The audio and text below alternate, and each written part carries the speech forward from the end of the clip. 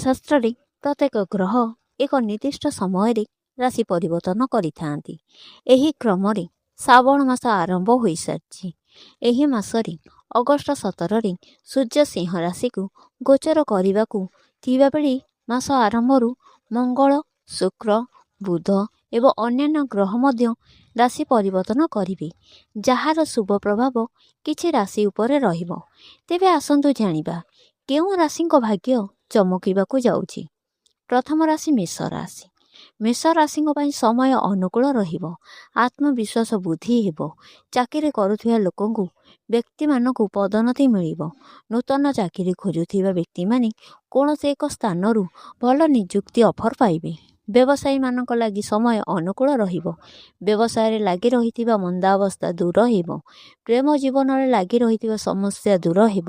ଯେଉଁମାନେ ଅବିବାହିତ ଅଛନ୍ତି ସେମାନଙ୍କୁ ମନପସନ୍ଦର ସାଥୀ ମିଳିବ। ସିଂହ ରାଶି। ସିଂହ ରାଶିଙ୍କ ପାଇଁ ସମୟ ଅନୁକୂଳ ରହିବ। ଏହି ସମୟ ମଧ୍ୟରେ କର୍ମକ୍ଷେତ୍ରରୁ ଶୁଭ ଫଳ ପାଇବେ। ବସ୍ ଆପଣଙ୍କ କାର୍ଯ୍ୟରେ ଖୁସି ରହିବେ।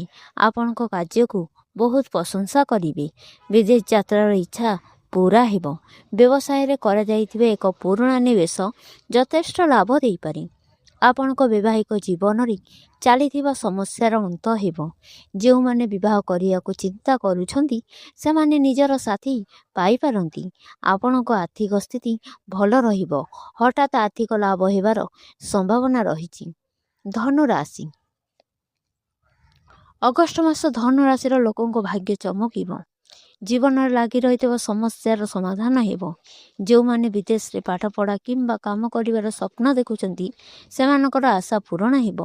ପ୍ରେମୀମାନଙ୍କ ଲାଗି ସମୟ ଅନୁକୂଳ ରହିବ। ସାଥୀ ସହିତ ଏକ ରୋମାଣ୍ଟିକ ଯାତ୍ରାରେ ଯାଇପାରନ୍ତି। ଏହି ମାସରେ ଭଲ ପରିମାଣର ଟଙ୍କା ରୋଜଗାର କରିବାର ସହିତ ଆପଣ ଟଙ୍କା ସଞ୍ଚୟ କରିବାରେ ମଧ୍ୟ ସଫଳ ହେବେ। ପ୍ରତ୍ୟେକ ପ୍ରୟାସରେ ଆପଣଙ୍କ ପିତାମାତାଙ୍କ ଠାରୁ ସମର୍ଥନ ପାଇବେ। ଘରେ ଶୁଭ ଘଟଣା ଘଟିପାରେ। କିଛି ନିବେଶରୁ ଭଲ ଲାଭ ପାଇବାର ଆଶା ମଧ୍ୟ ଅଛି।